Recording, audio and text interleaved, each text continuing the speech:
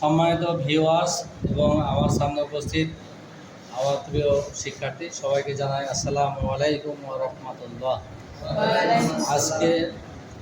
আজকে তোমাদের ক্লাসে যে ব্যবহারিক ক্লাসটি নিব সেটা হচ্ছে বৈদ্যুতিক সাবস্টেশন। বৈদ্যুতিক সাবস্টেশন থেকে কিভাবে গ্রাহকের বাড়ি পর্যন্ত বিদ্যুৎ পৌঁছে যায় সেটাই মূলত দেখাবো।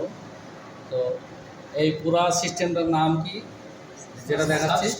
সাবস্টেশন। সাবস্টেশনে বিদ্যুৎ কোথা থেকে আসে? পাওয়ার হাউস থেকে আসছে। এই জিনিসটার নাম কি? টাওয়ার। টাওয়ারের মাধ্যমে পাওয়ার হাউস থেকে আবার সাবস্টেশনে বিদ্যুৎ আসছে। তাহলে এই লাইনটার নাম কি? Transmission line. পাওয়ার হাউস থেকে পোলের মাধ্যমে যে লাইনটি আসে সেই লাইনের নাম হচ্ছে ট্রান্সমিশন লাইন। আসার পরে এই সাবস্টেশনে আসছে। সাবস্টেশনের মূল যে ডিভাইস, সেই ডিভাইসের নাম কি? ট্রান্সফরমার। ট্রান্সফরমারের কাজ কি? বেশি ভোল্টেজকে কম করা আর কম ভোল্টেজকে বেশি করা। হ্যাঁ, আমরা জানি যে ট্রান্সফরমারের কাজ বেশি ভোল্টেজকে কম ভোল্টেজে রূপান্তর করা এবং কম ভোল্টেজকে বেশি ভোল্টেজে রূপান্তর করা। যেহেতু পাওয়ার হাউস থেকে অনেক বেশি 11,000 বা 33,000 ভোল্টেজ আমার সাবস্টেশনে আসে, সেখান থেকে গ্রাহকের বাড়ি পর্যন্ত যদি ডিস্ট্রিবিউশনের লাইন থেকে নিয়ে আসতে হয়, গ্রাহকের বাড়িতে কত ভোল্টেজ দরকার হয়? 220 ভোল্ট দরকার হয়। তাহলে 220 ভোল্টকে রূপান্তর করতে হলে আমার কি দরকার হবে? ট্রান্সফরমার দরকার হবে। তাহলে ওখান থেকে আমার ট্রান্সফরমারের মাধ্যমে ডিস্ট্রিবিউশন লাইনে নিয়ে আসছি। ডিস্ট্রিবিউশন লাইনে অনেক সময় হচ্ছে বেশি ভোল্টেজে থাকে, 11,000 ভোল্টেজ থাকে। তো সেই ভোল্টেজকে আমরা ট্রান্সফরমারের মাধ্যমে এখানে আবার একটা ডিস্ট্রিবিউশন ট্রান্সফরমার ব্যবহার করা হয়েছে। ওখানে যে ট্রান্সফরমারগুলো দেওয়া আছে ওইগুলো মূলত সাবস্টেশনের জন্য নির্ধারিত।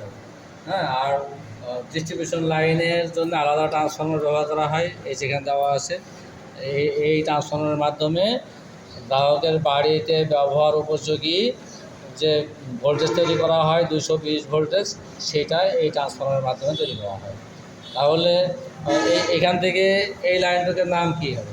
Distribution line. এটার নাম কি? পোল।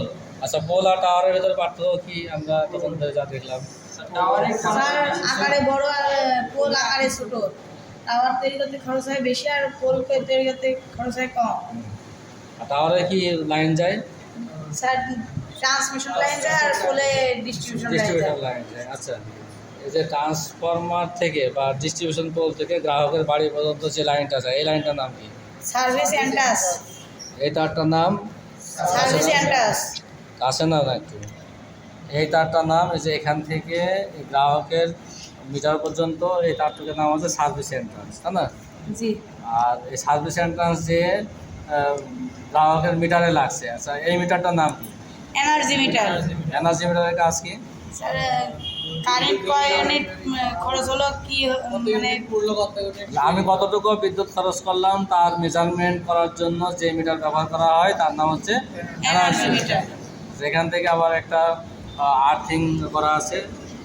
গ্রাহকের বাড়িতে অবশ্যই একটা আর্থিংয়ের প্রয়োজন হয়।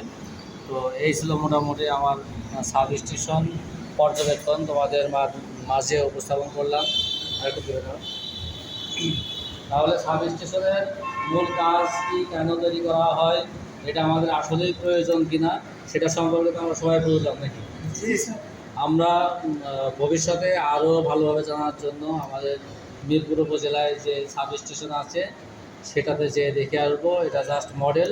তো মডেল থেকে তো আমরা বুঝতে পারছি নাকি? এখন যদি আমরা সরাসরি সাবস্টেশনে নাও যাই তবুও আশা করি তোমরা বুঝতে পারবো নাকি?